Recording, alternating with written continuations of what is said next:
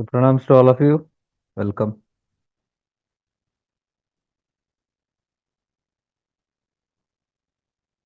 Welcome to the second session of this webinar, self-healing and manifesting your highest good. So yesterday we discussed a little more deeper on physical healing. I'm not just talking about illnesses. I'm talking about any kind of manifestation, plus or minus. Whether you create good or you create bad, the science is the same. So if you see this webinar, two words, healing and manifestation, they are both interconnected. Healing is, you can say, dis-ease or anything is not that's not comfortable. You're healing that. So you can say you're healing the negative aspect.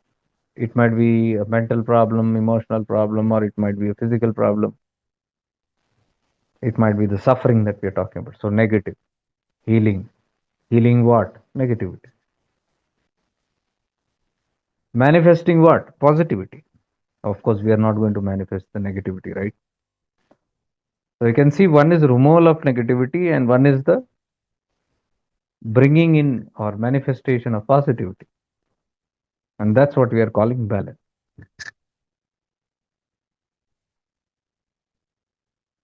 So all this manifestation, what we are talking about is for completion. Manifesting for your highest good means what? What is the meaning of highest good? What is the highest good? The source, the state of bliss, the state of freedom, that's the highest source. So that's the highest good. Highest good is the realization of reality. So attracting for the highest good it is. Manifesting things for the highest good. It's not manifesting to go the other way around. It is not manifesting anything that you have to create negativity in life. It's not manifesting unknowingly, which later can become dis-ease, discomfort, which can turn into suffering. So anything that we manifest which turns into suffering is called manifestation out of ignorance.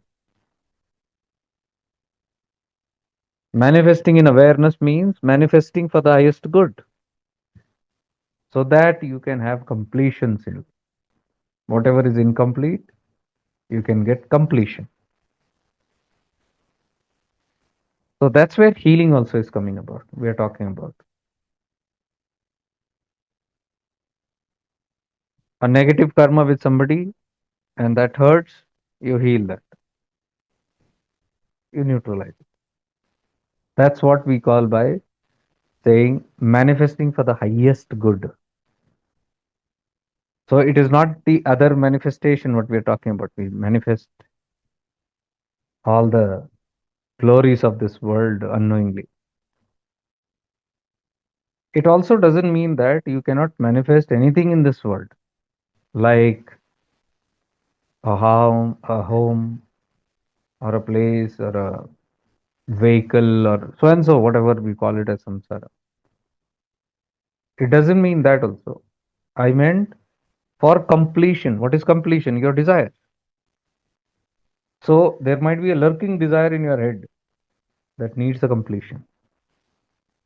So you are completing it so that it neutralizes and you go for the highest good. That's the whole purpose. Now, we might not know what is good for us because mind and ego will always say, this is how it will justify I'm doing it for my highest good only. Mind and ego will always say that. So, because we do not know, we use the guidance of the higher power. Kartur Ajnani. A sense of surrender also comes in there. A sense of okayness with what is manifested. It's not that like a millionaire or the book Think and Grow Rich. My aim is to only become rich, hook or crook. I have to think and get it done.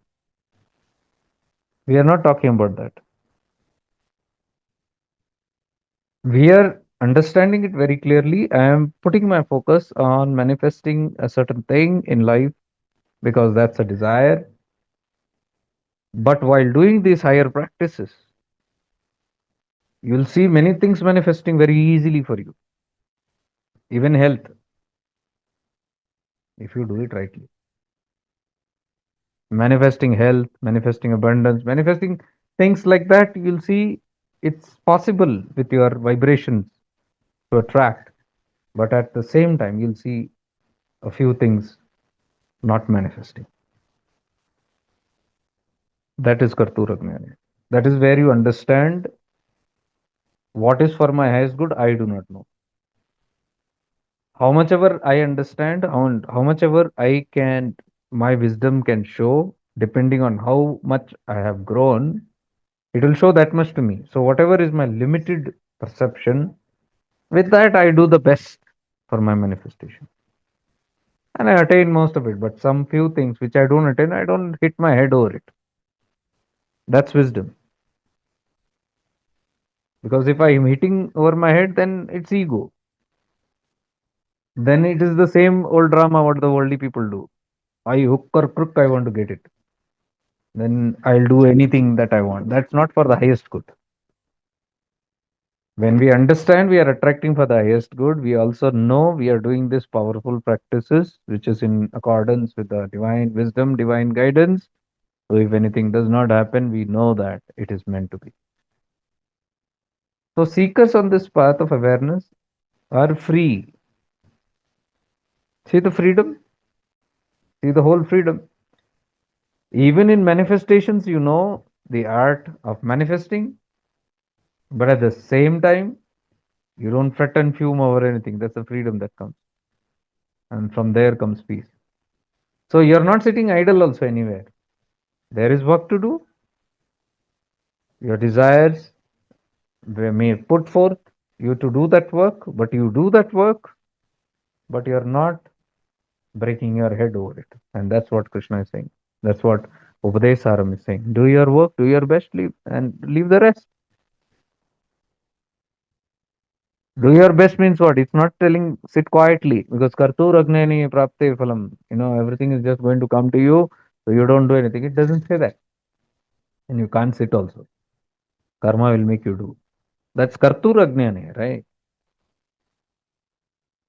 It's not this if you don't you cannot get a certain things, it doesn't mean that the opposite does not work. It's not only for negativity, it's for positivity also. It will make you work. Like for negativity, it will make you work. For positivity also, it will make you work. So there is no choice. We are beings, we cannot be without karma. So whatever we are doing, we are becoming more aware. Even the negativity, your mind only will do it. A disease also, your mind will attract. Whatever it might be, you might attract with your bhava, your emotion. You will attract because that's in your karma. It will make you feel a certain way. Lack of sweetness in life, and you keep moving with that vibration, that bhava keeps coming, and you're not aware. There is lack of sweetness in life. Slowly, that will convert into hypoglycemia or hyperglycemia or diabetes because that's the organ for sweetness, pancreas. The organ of sweetness gets affected. This is how it gets affected. Bhava comes, the feeling of unlovedness, the feeling of not being able to give love or receive love properly will create heart blockages over a period of time. Heart chakra is weak.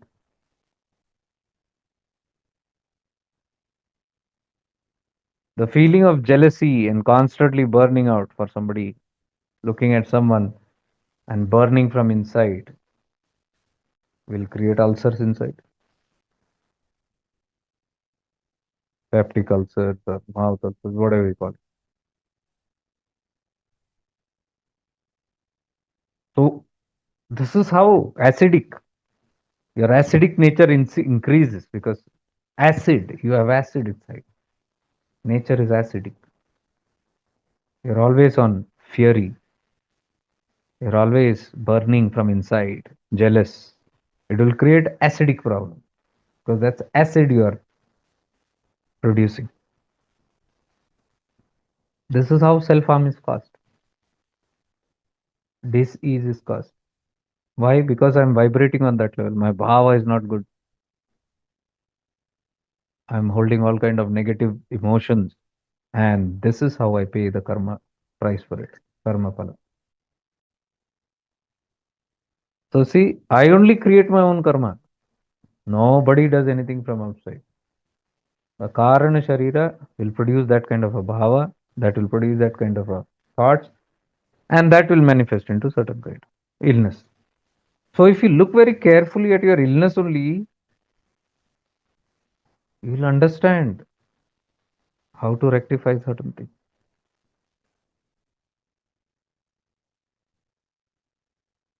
Inability to see the truth might cause vision problems. Inability to express yourself, speak the truth, or speaking lies or faking might cause throat issues because Vishuddhi Chakra expression, it might cause thyroid issues. The inability to speak, suppressing feelings, not expressing it properly means not releasing it, holding a lot of feeling, unable to heal it, it will convert into this. Unable to stand on your own feet, insecurity, the burden of life, too much on your feet will cause joint problem. The inability to bend ego will cause knee problems because knee bends. If your knee doesn't bend, then that's ego. I refuse to bend. You see the whole concept of ego, it brings you down to your knees. Knees is surrendering. Kneeling down is surrendering. So if I can't surrender, issues will be there in the knees. If can't take the burden, too much of responsibilities on my head, too much of load to carry, heavy responsibilities, heavy burdens, you will have shoulder issues because shoulder carries. You carry things on your shoulder, cervical issues, frozen shoulders, and things like that. Too much hastiness, not waiting, not stopping, simply going on busily while life is asking you to slow down and you're not slowing down. Accident, illnesses, bedridden issues. So everything you can see, it reflects back deeply. They're all messengers and signals.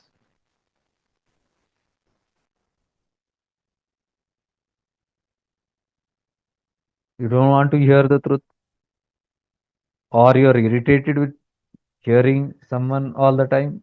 Ear issues, all kind of ear issues.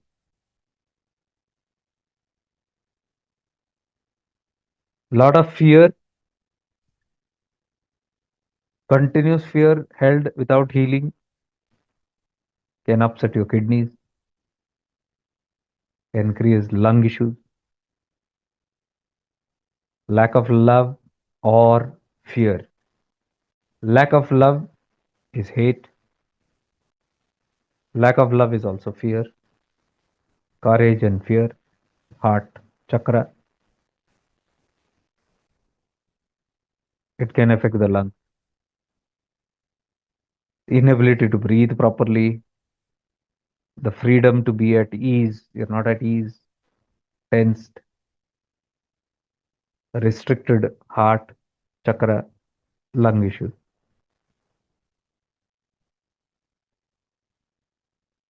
You can't digest the truth, digestive issue. You can see it's all word to word. I can't stand you, feet issues.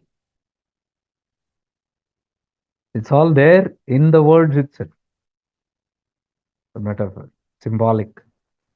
So if one is aware, that's why I'm saying physical awareness is important. What's happening?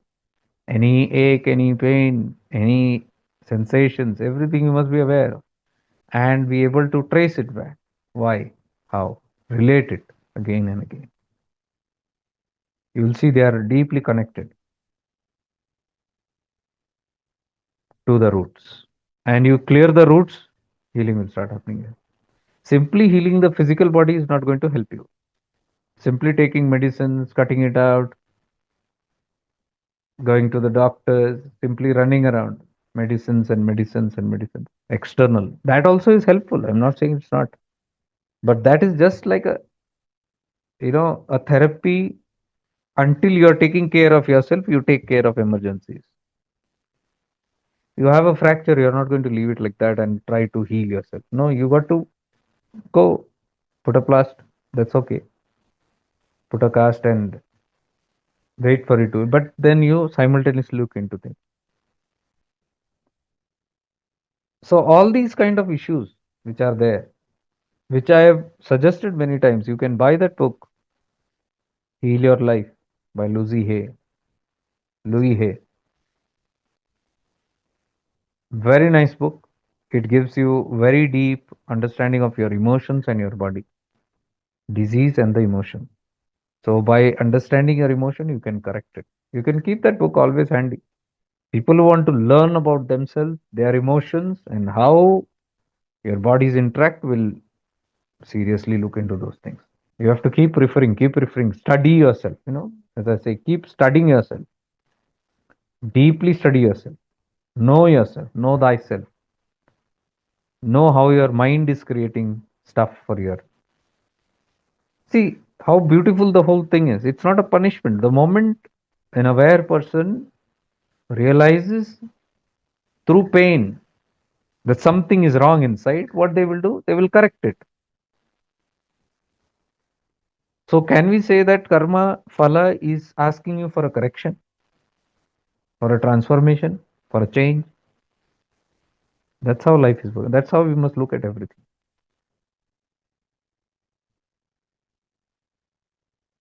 So, physical awareness is very, very important. Then, mental awareness. These both are interconnected. Then, the connection with your emotional body or your bhava, your intention. We must be able to relate all these things and become scientists in it. You have something in the body, you must immediately be able to connect your thought pattern and your bhava by which that thought is created.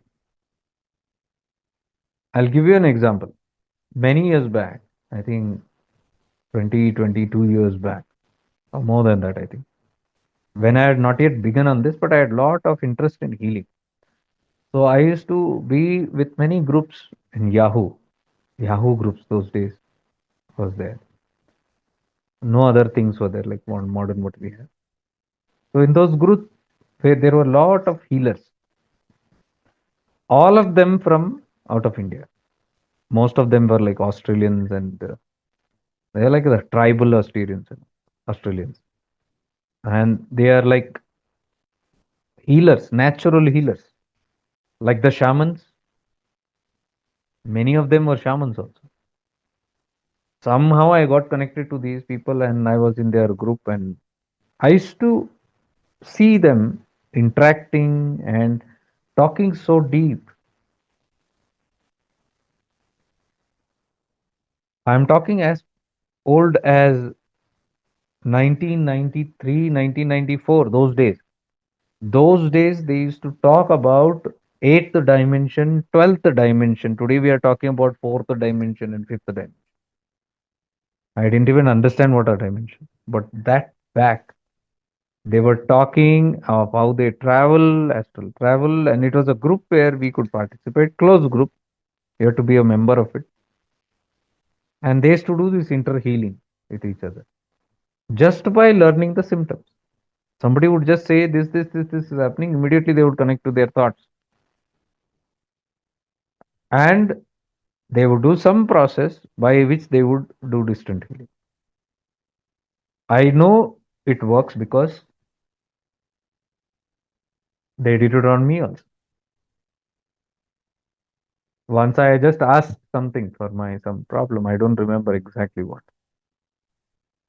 and they were all senior guys. And because they were familiar with all the members coming in and going, and there were question answers going on, they were familiar.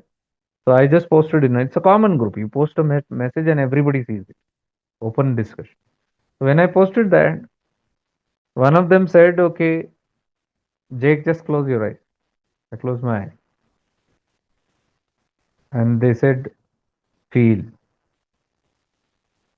feel yourself." That's all. So I was calm, and then suddenly current started running from my in my body, from my toes. Current should shoot up. Twice, thrice it happened. I zapped and I opened my eyes. And that guy was asking, "Do you feel anything?" I said, "I felt shocks." I said, "Good." So that was my first experience where I understood about these powerful healers. Now, don't attempt to do all that stuff. Karmic hai.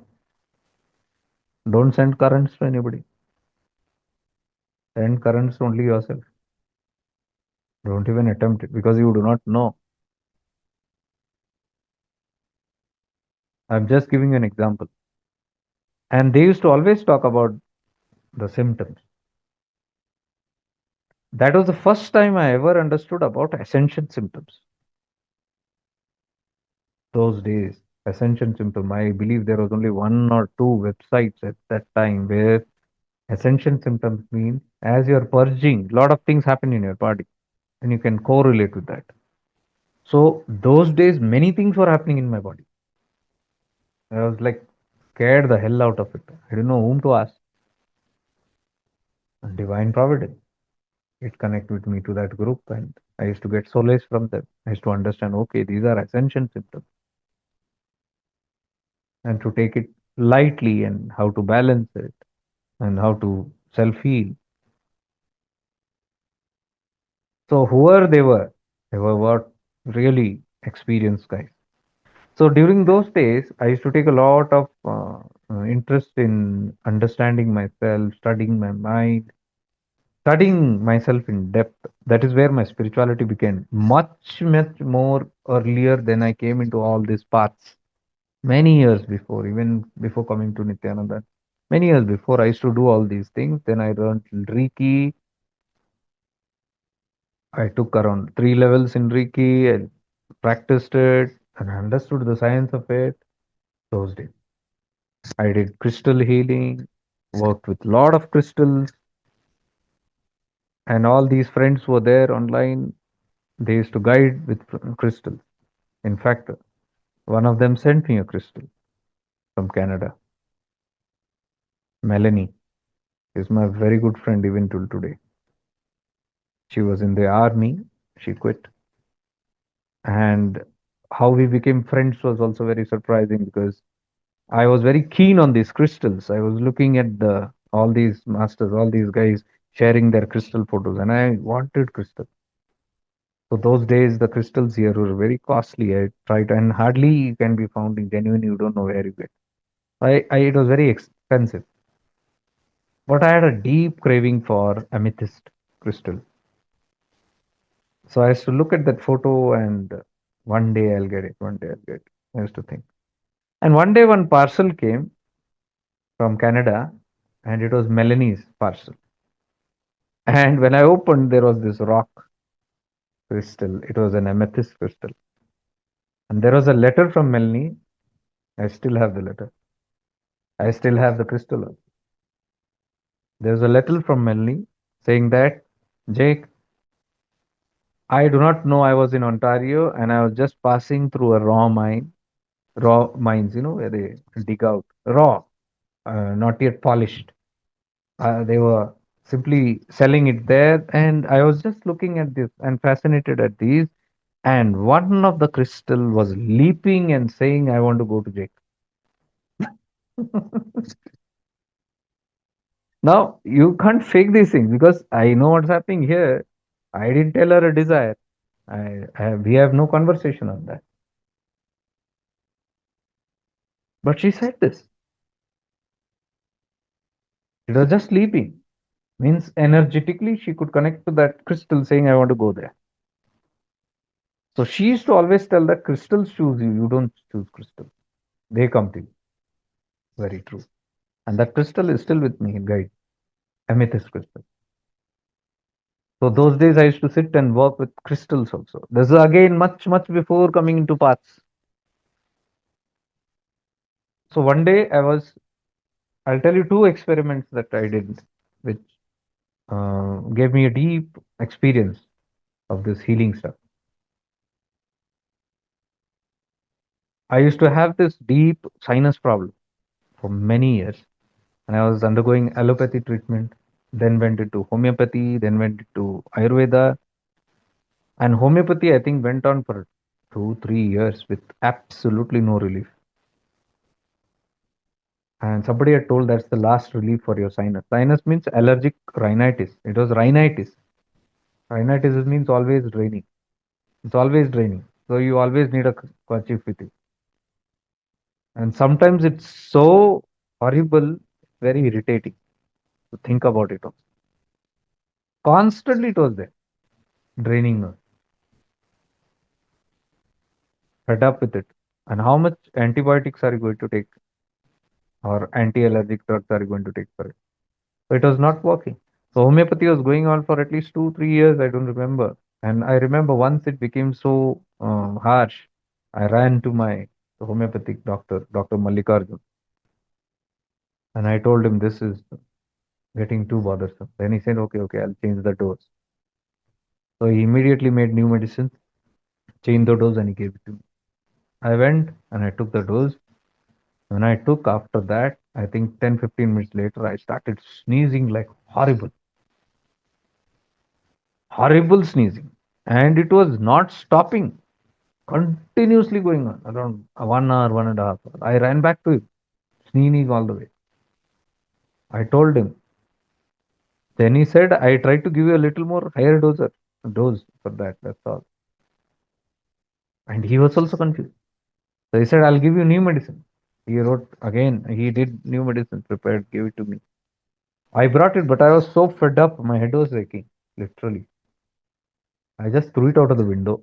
I was so headache, so much of, and I just sat there, not knowing what to do. And I was going through these websites which I used to save, add to favorites. Many websites were there for self healing and all that. So I was just going through that and desperately trying to find out things and all that. And one of the documents somewhere, it was written the root cause of sinus is the inability to cry, means holding on to your tears, suppressing your tears inside. That tear is flowing through another means. You see, you're trying to suppress what is naturally has to flow out. You suppress it, but it's finding some other way to squeeze out. And that's sinus. I sat it thinking, what is that? And there were many issues already in my life. From childhood only, I am full of issues. During the teenage and all, it was too much. Actually, because of that only, I started bozing and smoking those days. Very young. Too much of pressure. So many things came up into my head. Am I suppressing something? Am I escaping something? And all those things. And then suddenly it hit 2, 3 points. I wouldn't want to discuss what's it, but 2, 3 points it hit. And the moment it hit that point, the whole emotions came up. Because that's the first time I'm reflecting, and the whole emotion just came out, and I couldn't even control. I just burst out into tears. And I remember I wept like anything. I was weeping literally, not even crying, weeping. sobbing like anything for around 45, 15 minutes, I think, close to an hour, continuously crying. And the kerchief, which was otherwise wet with the rhinite, is now became wet with the tears. And I'm telling you, after that 1 hour, after I exhausted that crying, the sinus simply reduced. By evening, I was contemplating on these things only, what's happening. I had different bouts of crying again and again. Periodically, I was having, because many things I was connecting to. And I'm telling you, from the next day, there was no sinus till date. It's simply gone. See how it is. So these are convictions from where I can say, yes, it is true. From my own real life example.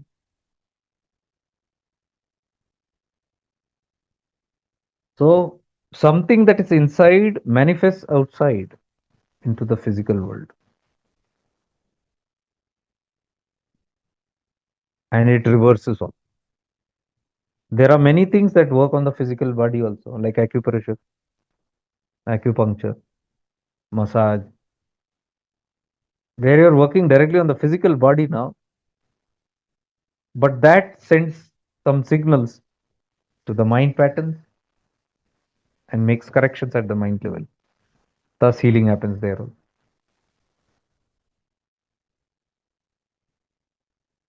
One such effect was sciatica, which I had again for almost a year because I was a desk job, medical transcriptionist all the time, transcribing documents for US hospitals, 8 hours almost every day. So, sitting job. So, that resulted in a sciatica, which is the left side sciatica pain. It passes, the sciatica nerve passes through the buttocks and down to the feet. Extreme pain where I couldn't even sit. And I had to take breaks every 15, 20 minutes and go down and lie down. And one bout of this was too extreme that I went and lied down. But how many hours are you going to lie down? Because you got to finish your work. To finish your work, you have to come and sit back. At that time, I remember again looking into many such documents, and I came across something that, at the heel of your feet, you place a golf ball and press it. Your logic will say, what is the use of that heel of the feet? Press a logic, keep a golf ball or something that sharp where you can press it and you can feel the pain. Heel. So this is the feet, lower feet, the heel, area. So I didn't have any golf ball, but I had a foot pedal through which we used to do the play, rewind, forward, and that had a blunt edge, a curved edge, and that served like a golf ball. So I just gently kept on pressing it and doing my work. For the next half an hour, I was doing just that, and it was paining when you press there, on the heel. It pains. After half an hour work, that sciatica only was gone. Sciatica pain gone for. So that shows that even the body has linked to your meridians, body meridians which are there. Certain point, even acupressures on your, even if you find, if you can Google it out, you can Google it out and see the image of reflexology of the feet and of the hand, and find out diagrams of the hands and feet where it shows different organs, the lungs, the kidneys, the heart, and the pancreas, and they show different diagrams like this. So at that point, whatever disease is there in the body, let's say the lungs, so you press that particular point and give it enough pressure. Normally, I've seen if there is anything there, you'll feel pain while pressing. Otherwise, you don't feel pain. So even if you do not know your internal body, but if you gently start pressing your hand everywhere, some points you will feel pressure and pain. That is an indication there is an imbalance in that particular organ. You can look up to that spot, which is that organ, and if you already have some history of some illnesses, you will see exactly it is that organ. Even if you do not know, then you'll find that pain. So when there is pain, there is a gentle pressure applied to that point again and again, rhythmic, this way. You press it in such a way that there is pain, it's hurting, but you don't press it so much that you have to burst in tears.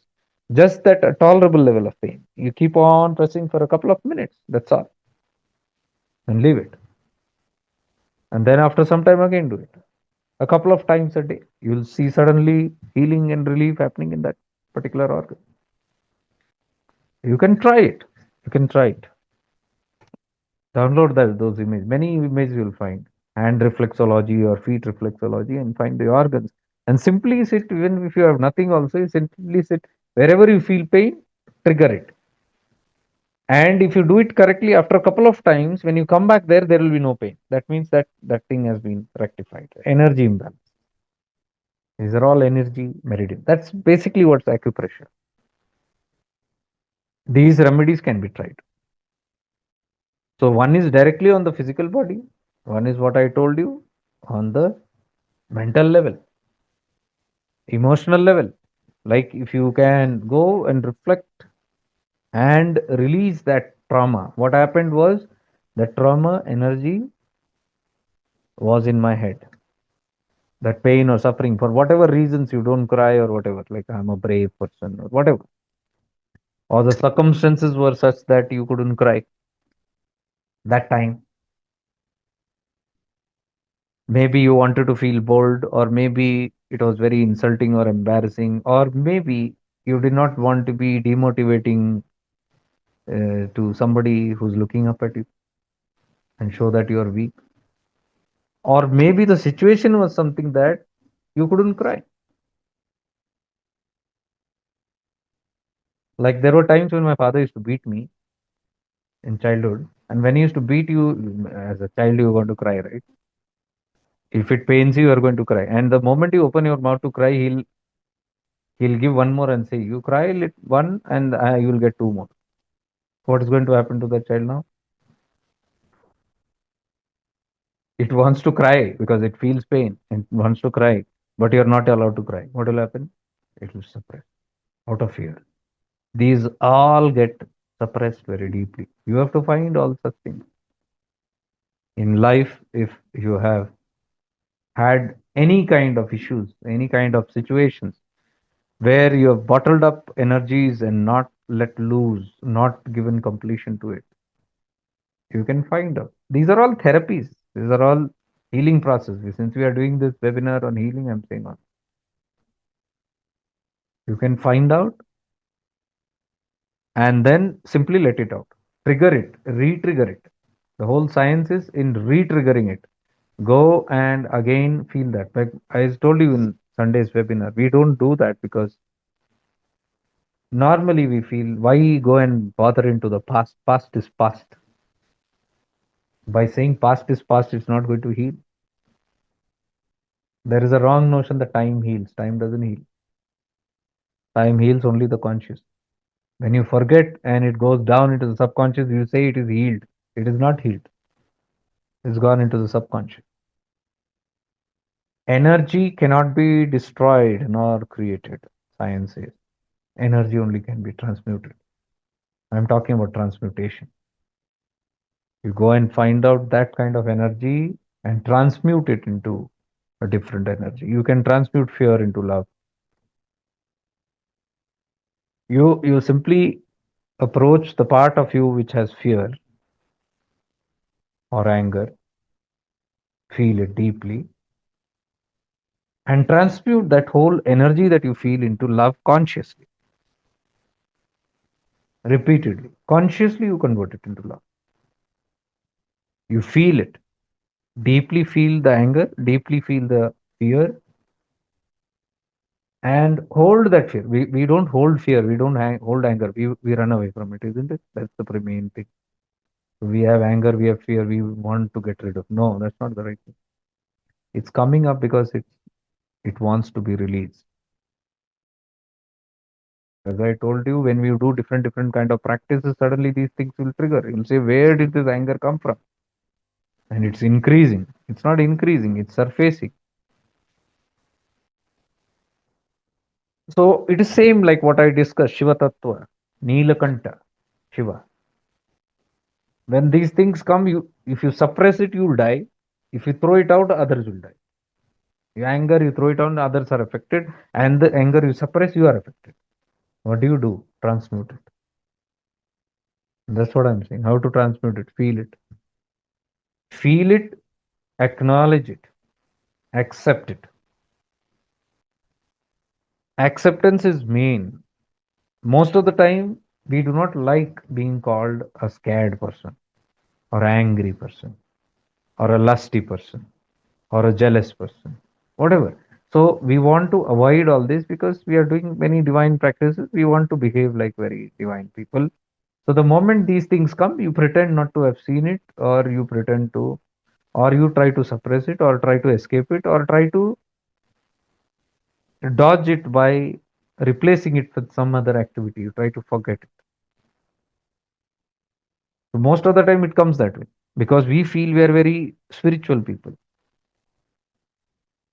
So the real skill lies in acknowledging I have it. I am an angry person. I am a lusty person. I am a scared person. I am a jealous person. Whatever that is. Because that gives you an understanding to settle and sit with it and deal with it. So acknowledgement is one, then acceptance. Accept it. It's there. Because only then you can sit with that energy. Otherwise, why would you sit with that energy? Acknowledge and accept first. Then deeply go into it. As I said, right? The 7 steps, 8 steps. First is awareness. Until you have awareness, how can you acknowledge it? If you don't acknowledge, you cannot accept it. Awareness is the key, and that's what we are learning, right? So awareness. You acknowledge it and then you accept it. And when you accept it, it becomes alive in you. There you are, face to face with it. Now you're ready to feel that pain, which was not felt that time, which was suppressed that time. Whatever it could be. I'm not saying just tears. It could be anger also. You were angry at some times and then you pushed back. You controlled yourself. It was a very angry situation, but you held yourself. Where is that healing? It has gone down. So those things can surface later. So when it surfaces, it's asking for your attention, which you did not give it. That everything is karmic, right? Karma is coming to express itself so that you deal with it, you bear it, you go through it, and you have not gone through it. You are supposed to cry and feel that pain, but you did not feel and cry the pain, so that karma is pending for you.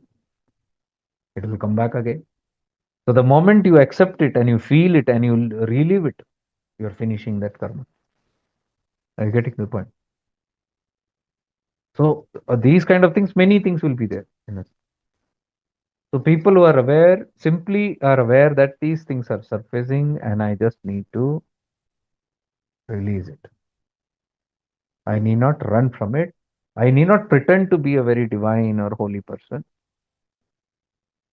because whom are we going to prove all these titles? It's okay. And you accept it. And when you accept that deeply, you are face to face with that. And when you are face to face with that, you are feeling it, you are reliving it. When you relive it, completely live it in conscious awareness. You are feeling anger, allow the anger to come out and feel the texture of it, feel the energy of it, feel what all it does to you.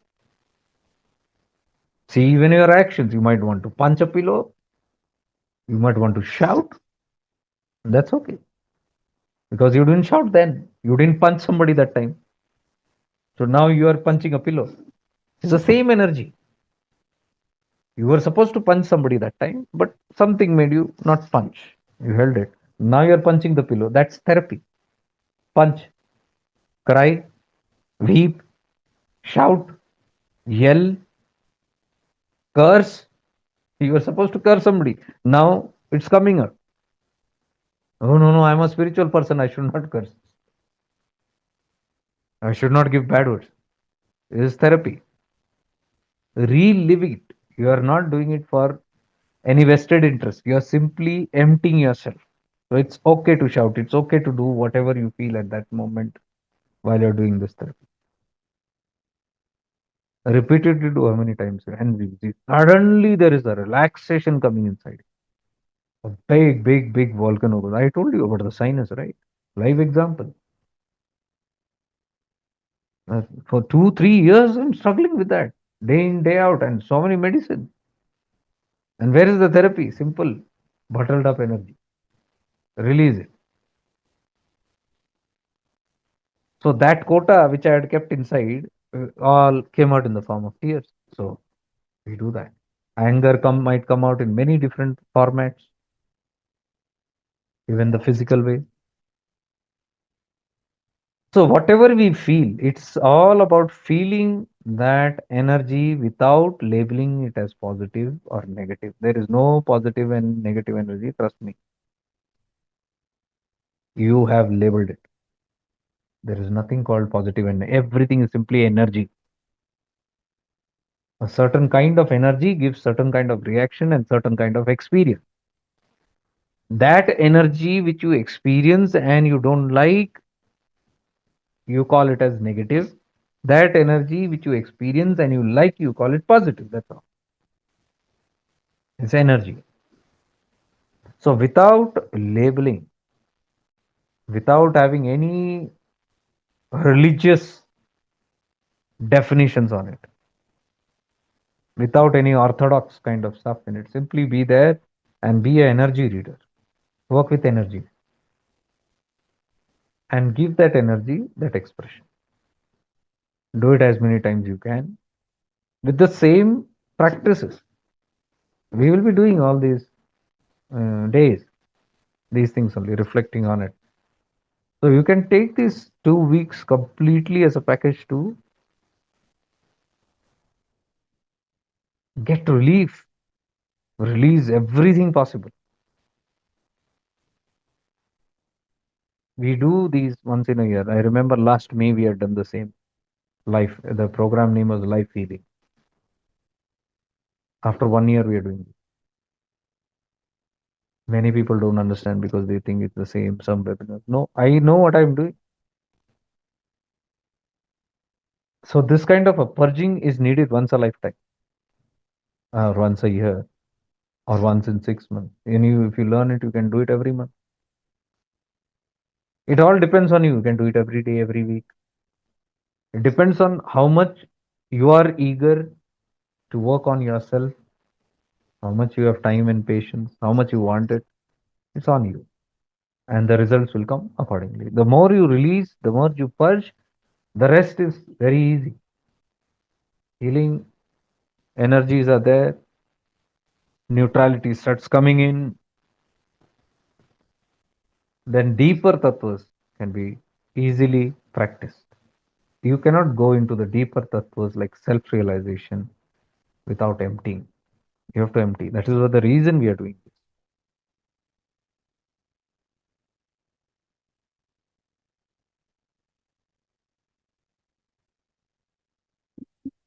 So deeply, you can sit, and daily also, if you want, you can do these things.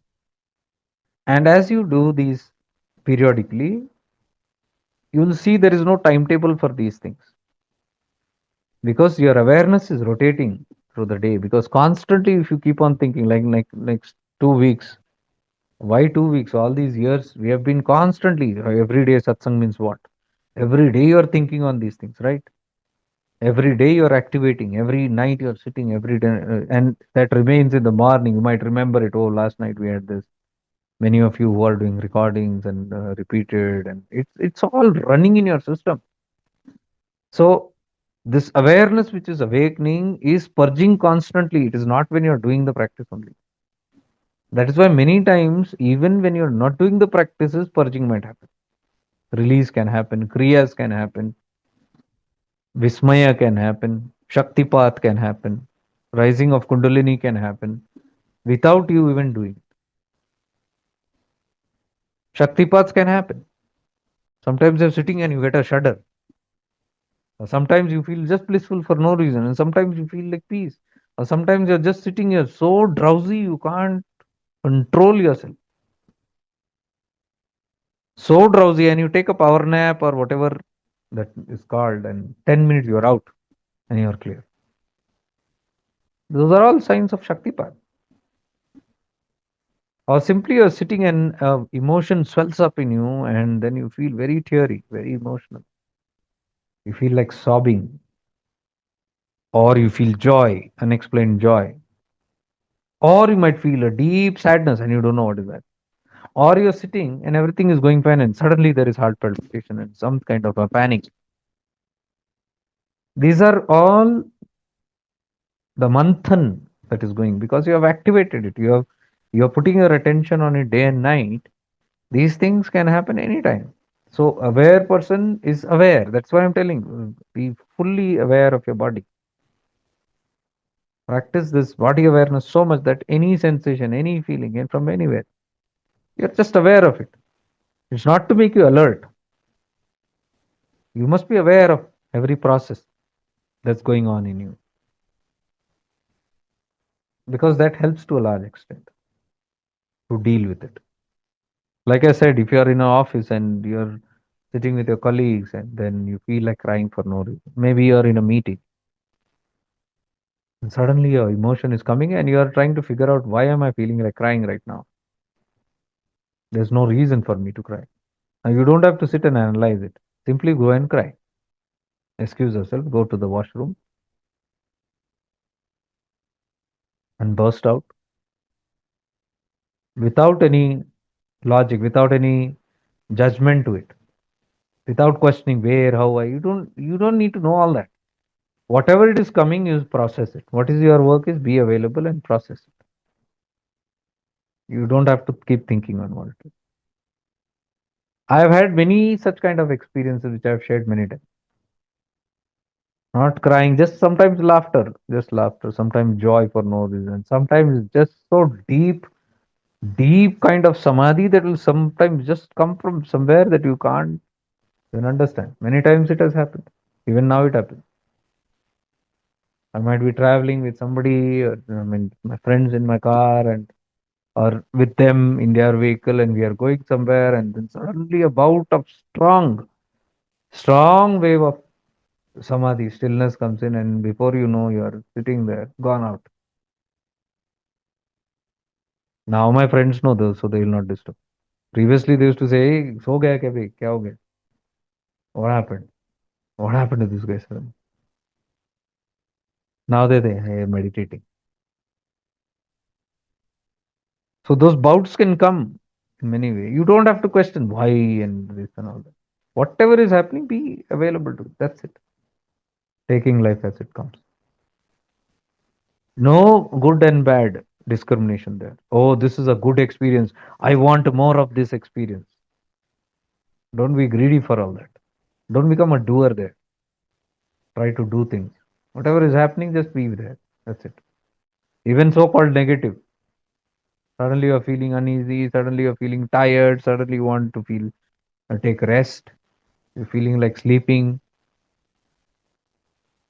One day you just feel that you come home from office or work and you just want to lie down. Maybe it's just 6 p.m. or 7 p.m. And you go to lie down and you don't want to get up only, even till next morning. Don't sit wondering that why, what has happened to me. Just go with the flow, whatever it is. Body is asking for rest, give it rest. 10 hours, give it rest. Don't question how can I rest for 10 hours. I've never done. Don't do that. Listen to your body, listen to life. Listen to whatever your inner being is telling and simply support the process. This can go on for multiple number of months or years. It doesn't matter because there's all purging that's going on in different manner. You might feel like vomiting for no reason. Sometimes you're just sitting and puking sensation. You didn't eat or something like that. Go and puke it out if the need. If anything overwhelms you, go and take a checkup from the doctor. Because sometimes you might feel like, what is it? Go validate and from medical side also. Because that will give you peace. I have ran to the doctor multiple times in my life, right from my teenage time. And that is when I started understanding about ascension symptoms because it was one after the other, one after the other, one after the other in my young age and weird, weird symptoms. So sometimes I used to go to the doctor, get checked up, and everything is normal. Especially when the reports, everything is simply clean sheet normal, and still there is upheaval happening, guaranteed that is great manthan happening, which the science cannot catch it. So I've had lot of such kind of bouts those days. So those days there's no one to explain it also. Now when I look back, I understand the whole thing. Okay, that's how it is. So from that only I'm saying it's okay to feel what you're feeling. Don't go with this notion I have to be blissful all the time. I'm meditating, so I have to have peace. Where is my peace? Where is my stillness? Where is my Satchidananda? Don't ask for all these things. They are all coming from the wrong ideas that if you meditate or if you are a spiritual person, life is going to be very smooth and nice. So you demand, where is the result of my tapas? I'm doing these practices. Where is it gone? When am I going to get a return back? The moment you have done that, you have screwed up the whole thing. This sadhana or these methods are done unconditionally. Attach no conditions to it. That if I do this, I must get this. Or to get that, I'm doing this. Simply do it because that's what life is calling on to. If you don't do it, also, it will make you do it. Kriturajnani prapte phalam. It is a process which is unwinding. In this lifetime, whatever you are supposed to do, you will be made to do. So if you're aware, you're free from it. Oh, things are happening. Okay, you'll be calm. If you're not aware, then you are going to go up and down. You're going to be always worried because the doer is worried. The one who is in the being, why will they be worried? They know it's a process. That's the meaning when I say prarabdha means it makes you do all these things. You don't have to do it all. It's simply unwinding of the process. Oh, if it is all unwinding and it's all going to happen, then what is the use of practicing awareness? What is the use of doing all this practice? Yeah, it is very important because then you'll know it is happening for a reason and you will be calm. That's what awareness does. Because if awareness is not there, you're going to get mad. You might exhaust yourself. You might do 10 other things and complicate the situation. That's what happened with me. Like I'm telling you, right? Going to so many doctors and getting all kind of and wasting so much of time, 2, 3 years. So if awareness gift was there 3 years before that only, wouldn't I have saved that money, that time, that energy, that suffering, and that confusion running around? I mean, we all wish, right? Oh, wish I could have known it before. Right now, we might say, oh, I screwed up most of the things, and I wish I could have known this awareness. It doesn't go that way. Don't make it a wish list. When the time comes, only awareness also will come to you. That only shows karturajnani prapte phalam karma kim param karma tajjadam. Huआ ना? This awareness could have come to you 10 years back, 5 years back, 3 years back. Why didn't come? Because you are supposed to undergo that bhoga, prarabdha karma. You are supposed to suffer, you will suffer. You look at the world that is suffering, they are supposed to suffer, they are suffering. So your awareness, your awakening, your Superman Giri is not going to help. I'll save the world. Save. Before time, you cannot save anybody. That's the question when I used to ask these seekers who are fanatically opposing what I said. When I said, yes, you are the creator of your own destiny, no problem. But you have limitations. Like we are doing manifestation here. What did I tell you? You have your limitation. You will do it certainly. Certain things are meant to be that way, you know it. You are the creator. Yes, it begins with that. You are the creator, you're told, because right now you are the doer. It will make you do. It will make you create. Doesn't life make you create diseases? It makes you only do it. Through you only it will do it. So you are the creator of the disease. Through you only it will make you heal. Right now, if you are listening and doing these practices, you through you only it will make you heal. No power will come from outside. You only will have a change of mind. You will go deep into it. You will recreate things. You will heal yourself. Why? Because the time has come to heal. Prarabdha time has come to finish that. So something will come into you and make you do that. Are you getting it? So now tell me, it seems like you are the doer, but are you really the doer? Really, you are not. So we don't talk about that to immature seekers. We don't talk about that. And he says, okay, you are the create. Go on. Feel that I am doing this. Right now you are doing webinars. Think that you are only doing. No problem. Anyways, it's going to happen in that manner only. But you might think that you are doing it and getting yourself done. Okay, no problem. Because that is not worried. The divine will doesn't say, how are you taking credit for it?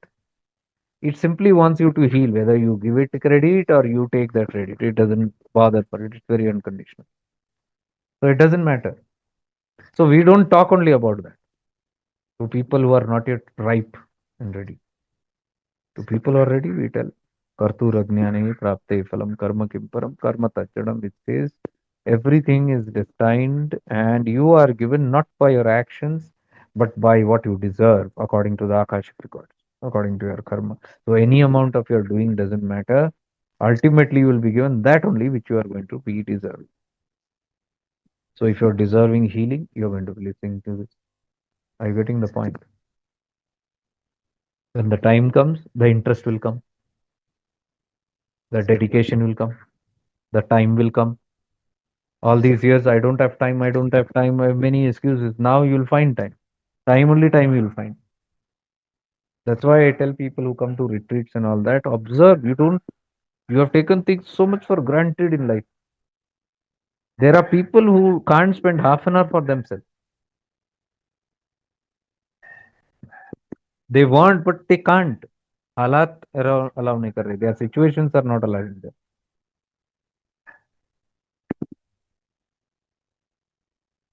Something or the other is keeping them busy. And look at you.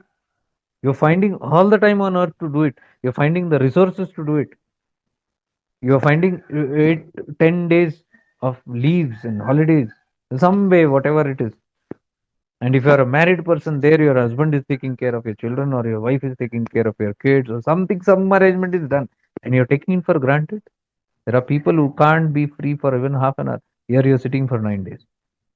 Who does it? Karturajnane prapte phalam karma kim param karma tajjadam. The time is right, everything will get simply arranged. Be thankful to it. Don't grumble. Don't take things for granted. Who takes for granted? Those who feel, I have done it. I have taken holidays.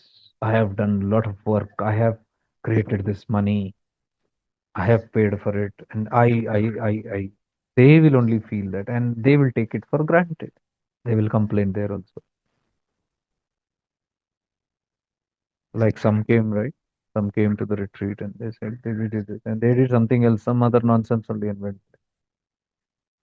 That's because of the I. They feel they are doing it. One opportunity given to them to heal and transform themselves, to become better human beings, to become divine, to become pure, and to be accessible to that grace, to float in it. They come there, थाली में ही छेद करते हैं और फिर then they blame the whole thing and go. They screw it up. That is called taking advantage of the grace, being ungrateful to what brought you there, to what worked for you in the background.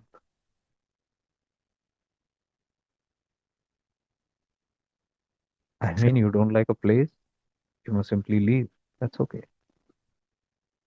You don't like anything in life, simply leave. Nothing will happen. The time is over, the karma is over with those people, place, and things. It's over. You simply withdraw, you go your way. But while going, if you create damages and you try to screw up the place, the whole system of that grace and that acceptance, the doer has taken over and done damage to it. And who's going to bear the price for it? You only. It goes into your Akashic records to return in some other manner installment. Why create all these problems? Are we not having enough garbage in our life? We come there to clean our garbage or to gather more garbage. Whatever you do in spiritual places gathers more karma because those are not the places to play with. In the world you play, it's fine. So all this is because of unawareness. This unawareness is there, and the I is so strong. The ego is so strong. The doer is so strong. They feel I am only doing everything. I am responsible for it. Meri marji. I am creating. Go on creating. You will come to do. You create your bad karmas also. When you say you are the creator of your destiny, you are the creator even of your negative destiny. Don't think only positive you are creating. You are creating, definitely. But please understand, something in the background from your causal body, Karana Sharira, is making you do that. Till that is cleansed, you are always under that power that makes you think or do something which you may not even want to do. So, that grace which is there is always working in our life. When the time comes, it happens. And so, when the time comes, when you learn this, when you realize it by grace, it needs grace to realize this also. Once you realize it, Kartura Jnane Prapte Phalam, then you understand I am the creator, yes, but something is making me create. When you understand something is making me create, then you connect to that source. Then you understand ये छोटी सी खोपड़ी नहीं है. This little egoic intelligence is nothing in front of that cosmic intelligence. You surrender to that. So all the fanatical people who used to come and challenge me and ask me, "Oh, you are going against your guru and your paths," and guru tells you are the creator of it. He says, and he is correct. Where did I deny? He is telling wrong. He's telling correct. You are the creator, and that's what I'm telling. You are only creating right now. You are creating it. You are creating illness. You are creating healing or no? Where did I say no? But there's something deeper. Now they are done. They are not ready to hear. Because I said the same guru who told you are the creator of your own destiny also said भाग से ज्यादा और समय से पहले किसी को कुछ नहीं मिलता. भाग से ज्यादा और समय से पहले किसी को कुछ नहीं मिलता. What is the meaning of that? भाग से ज्यादा, whatever you're destined, more than what you're destined, and before time, you will not get it. The same guru said. Now answer me. All these fanatics have no answers. One-sided gyan. What is favorable to them, they will take. So what does this mean? There are always दो पहलू होते हैं life में हमेशा. One is the I, me, mine, ego, and my knowledge. That is, I am the creator. Arre, there is something beyond it. That is this. Welcome to this path of wisdom. When you come to the path of wisdom, everything opens up. The other end also opens up. The truth, the reality, how you function, what you are doing, how your ego functions. From where are you being born? From one, where are you taking the credit? Are you really in control? These questions will come. Are you really in control of your destiny? You laugh at it when you see that you are not in control of your destiny. Then you try experimenting. That's what I said in this webinar. Many things as a doer you'll do, you'll create, you might feel, yes, going according to that. But few things you'll not be able to create on this path only. There you must question, if I am the creator of my own destiny, I can create anything, then why am I not able to create 100% everything? I ask all the creators. All the best of creators also will fail in some areas of their life. Why? because you don't have the karmic destiny for it. Do anything. समय से पहले और भाग से ज्यादा किसी को कुछ नहीं मिलता. भाग में नहीं है तुम्हारा वो. Same Guru said it.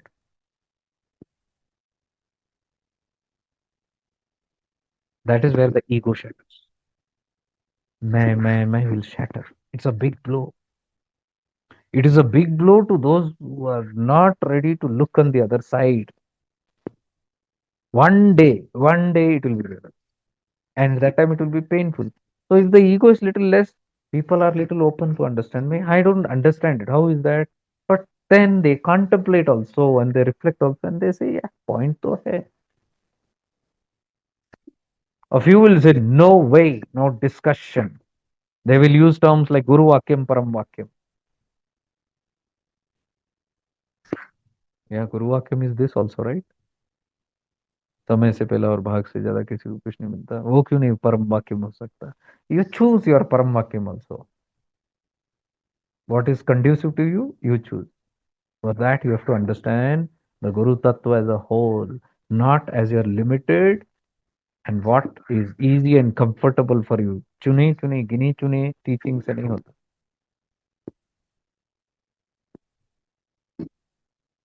Any guru's teachings, any master's teachings, after you coming to the path of wisdom, you can clarify and you'll understand there is no one way of any master.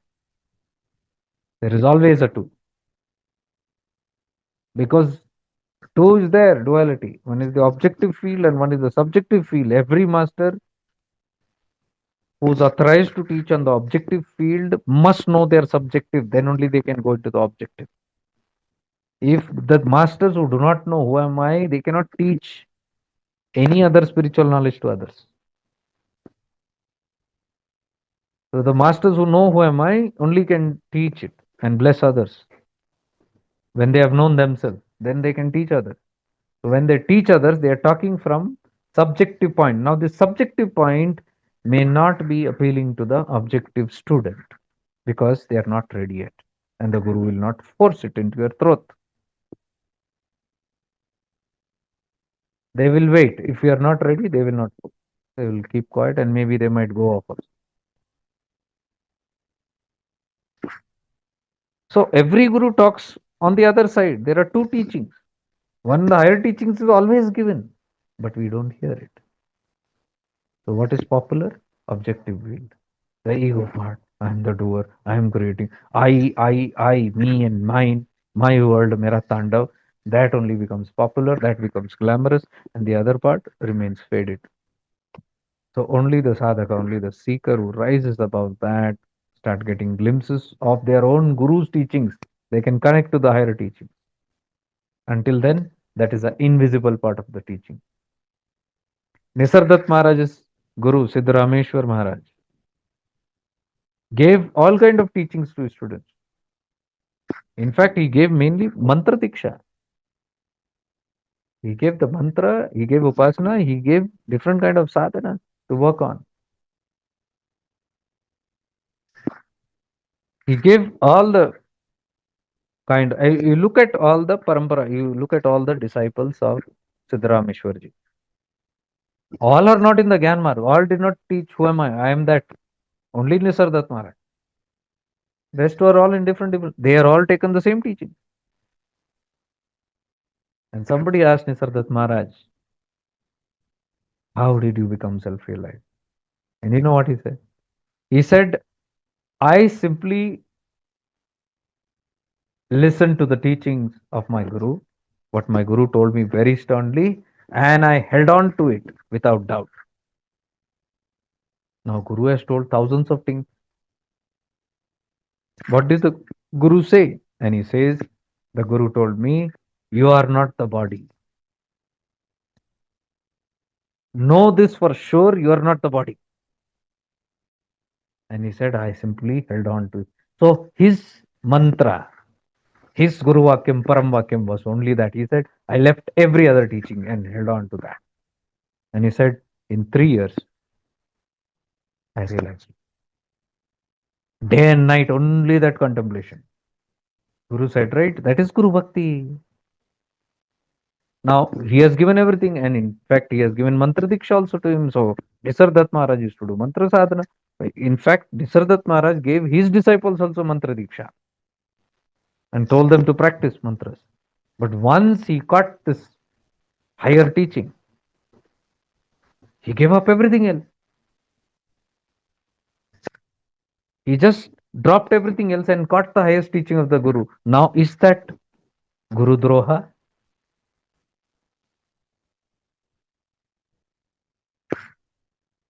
Stupid people talk all these talks because they see only one side everywhere.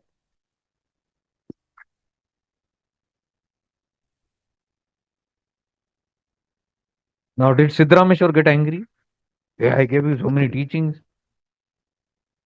and you got only one. Why didn't you do justice to my other teaching? Arey, he's got the final Upadesha. परिपक्व साधक है वो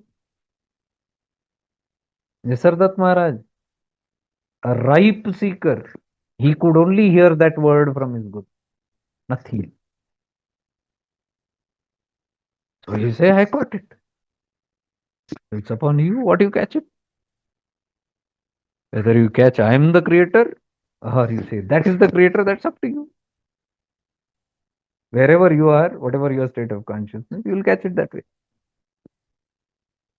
Whether you catch मैं ही अपना भाग का रचयिता हूं और you catch समय से पहला और भाग से ज्यादा किसी को कुछ नहीं मिलता. It's upon you.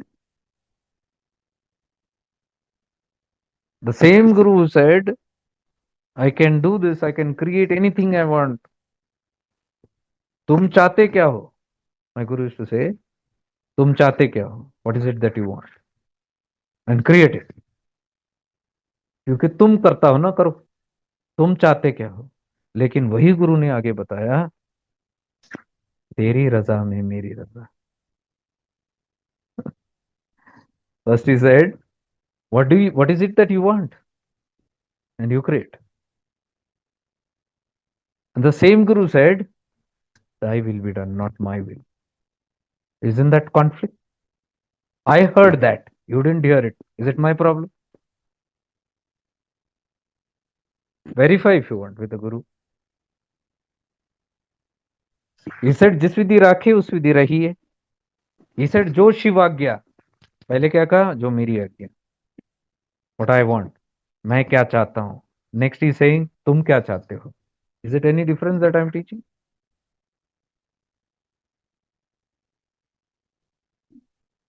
I heard what I had to hear. Like Nisargadatta Maharaj's example. What I had to catch, I caught. And I am focusing on that. The other part, I am not putting focus. So, am I doing injustice? Yeah, it's upon you, whatever you want to judge. That's your karma and whatever you want. I know what I am doing. So, I'm just giving clarity based on this thing. These two aspects are there, the I, that. So, this webinar is revolving around that. The healing and manifestation, what I'm talking, please learn to balance this properly.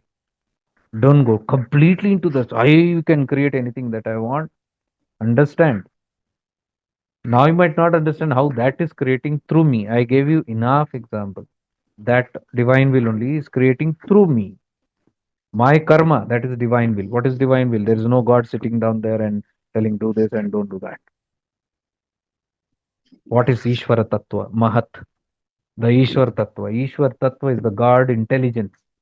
It's a beautiful intelligence, cosmic intelligence, unconditional, impartial intelligence, which is simply scanning through all your Akashic records, all your sum total of karmas, and simply giving you what you want. That is called prarabdha. There is no need to fight with it. It's your own karma that's coming. He is not doing any injustice to you. He means when I'm looking out up, he's not up there. And it's not a he also. You can say it. For the sake of expression. So that is simply the cosmic intelligence is playing in our life, and we have to become aware. So when the cosmic intelligence is entering into my head and say, right now I must heal this problem, take it. I am doing okay, take it. But slowly on the back end, you will realize someone is making me do it. Even the creation, manifestation. Some will manifest very quickly, very nicely. Some will not. Where it's manifesting, understand. Life is moving in that same direction of what life is unfolding. Prarabdha. What is not manifesting, also, life is moving in a good direction only. It is all happening for the highest good. Whatever I create in my highest good, that also, whatever is not getting created, that also. And that is called a ripe seeker. Then you are ready to understand and practice Bhagavan Ramana's teachings. Otherwise, you're not eligible. You're not eligible for who am I until this realization is thorough. If it is thorough, then who am I and higher practice will simply happen again by grace. You are not doing it. What did I tell? Who am I cannot be taught. It will open up at the right time. And when is that right time? When you become ripe enough for that.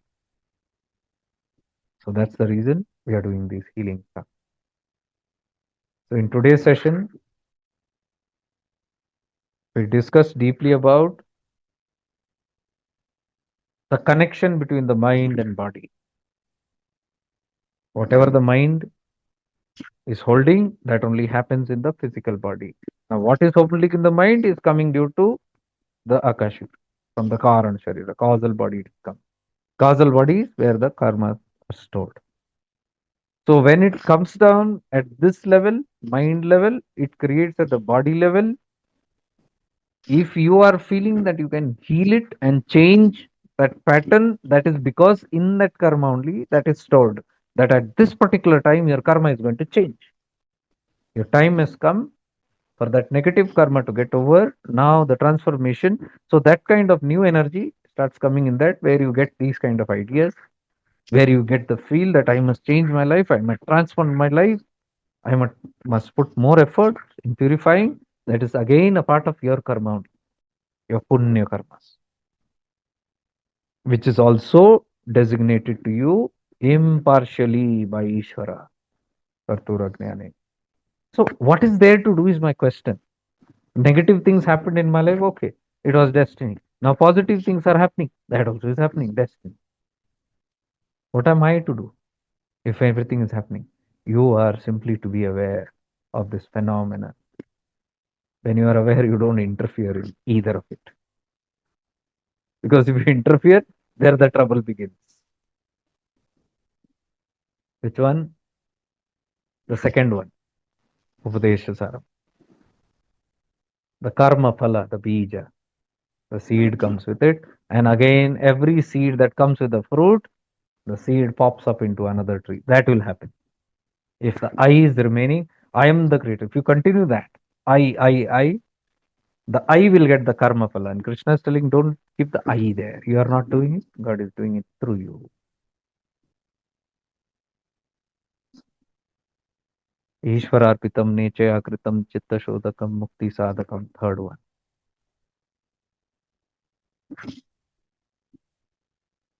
Ishwararpitam. I am not doing anything. So this is all becoming aware means you're just surrendered. You're just being aware and you're doing what needs to be done. You're not like being aware means you're not inactive. I told you cannot be inactive also. You try. It will make you do. That's the power of karma. If you say no, that healing stuff and transformation, thoda boring lag raha hai. If transformation is there destined for you right now, you go to sleep or you escape or you do, you see how it will make you do it. So what are you to do? Be aware. Enjoy the process. Whatever is coming, whatever is going, whatever is coming is what you are manifesting. Whatever is going is your healing, releasing it. And Ramana says, let whatever come, come, let whatever go, go. Find out what remains. You will remain. You, the awareness, are remaining. Something is coming, something is going. But you, the one who's experiencing the coming, and the one who's experiencing the going, you are there, the awareness. So in tomorrow's session, what we'll do is I want you to write down now for tomorrow all the things that have happened in your life which was not productive, which you feel is still lingering in your head, which is bothersome somewhere. You don't feel free about it. You don't feel free about certain people in your life. People, places, things, whatever is there from your past. Sit and reflect and write it down. Writing is very important. Don't say, no, I'll do it in the session. I'll no, you'll not get it. Because at that time, if you're not ready for it, you will miss that opportunity to heal, release. So write down the people or the places or the incidents that is disturbing, that you want it out, or you want to transmute that into a different energy. I told you, right? The anger or the fear can be converted into love, into peace. So to get that, you have to first be aware of what are those things. And when you feel or sense those things, those experiences surface, those feelings surface, and then we'll see how to transmute it. Here we are taking the help of definitely our ascended master, without whose guidance we cannot do it. Don't think I am doing anything else. Taking the help of Ishvara, the Guru Mandala, that eases the process. So be keep it ready. Keep those things written down. Tomorrow we will understand about two more tattvas. Just remind me in the start if I forget it. That is Shiva and Shakti, and how one is a witnesser and the other is the doer. Shiva is the witnesser. Shakti is the energy that does things. So there are two ways to look at the whole thing, which I told you in the starting of the webinar on Sunday only. One is if you're strong enough to witness things, you don't have to go into the other side and do things.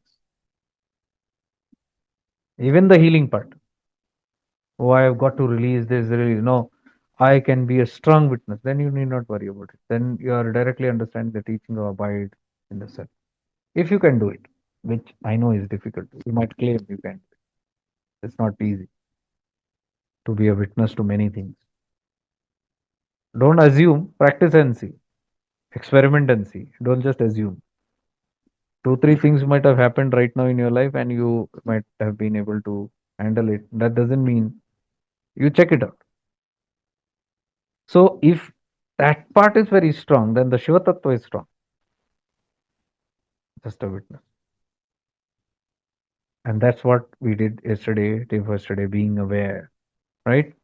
You are aware of every part of your body, every single organ, of every muscle, tissue, bone, even the cells and atoms.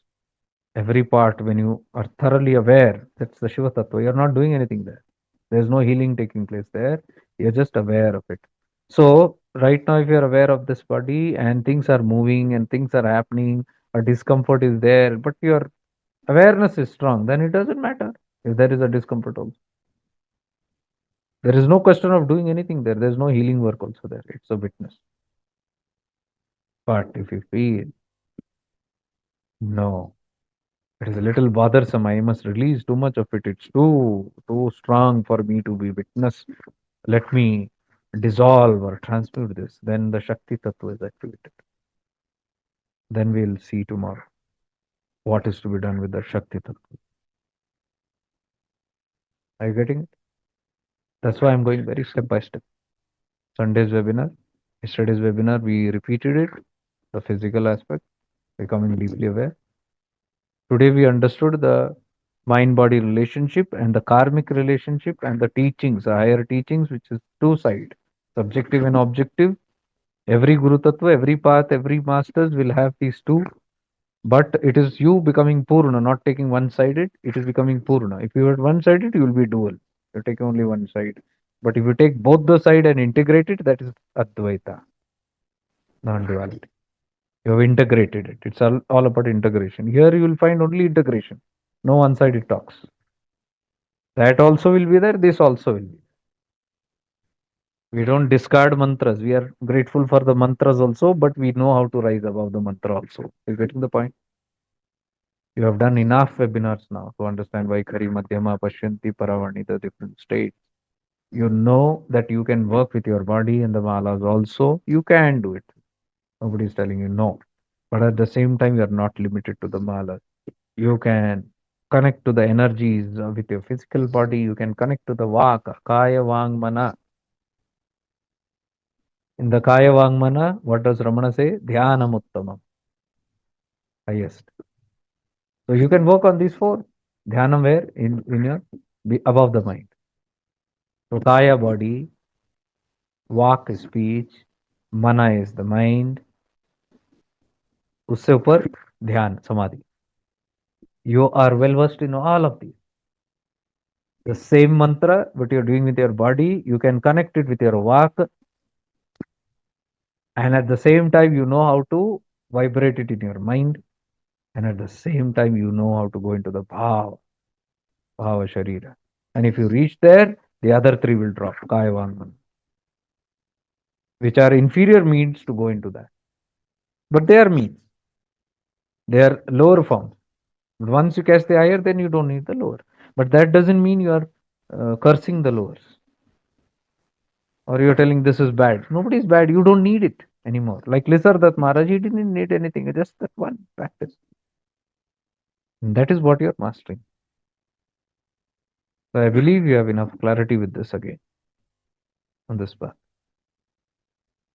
Today, some part of this episodes I'll put it on YouTube also. It will give clarity to people. Okay, so tomorrow's just be ready with the names or whatever the incidents are. Just note it down simply because you can revise it, read it 2 3 times, whatever is there, whichever bothers you, including your moha and stuff current. So bothering you doesn't mean only negative. Even positive bothers you. Your moha is the biggest positive stuff which bothers you, makes you restless. Just be aware of all those points. Then we'll talk further tomorrow. Okay. So just become aware of today's satsang and what flowed today, the grace in today's satsang, the wisdom that arises from within you, what you hear from outside, is just a pointer to what is inside. Connect to the source within you, to the Guru within you, to the God within you, to the grace that flows within you, to the illumination that comes within you, through all the experiences that comes through within you. Be aware of it, be grateful. Everything is simply flowing beautifully in life. Timely, I am guided whatever I need. I see this again and again in my life and I feel grateful to it.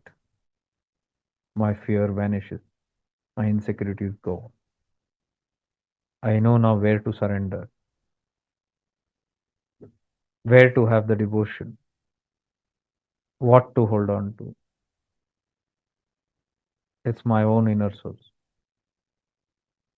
from where the grace flows. Become aware of the grace.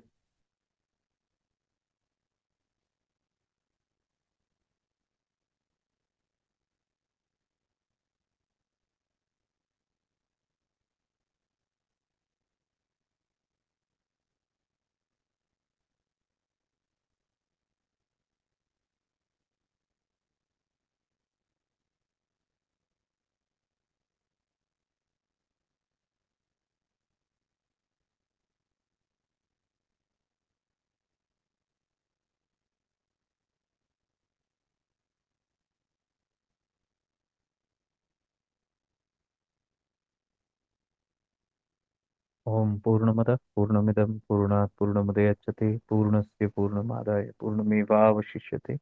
Om Shanti Shanti Shanti. May we all be blessed. May we all evolve. May we all be free.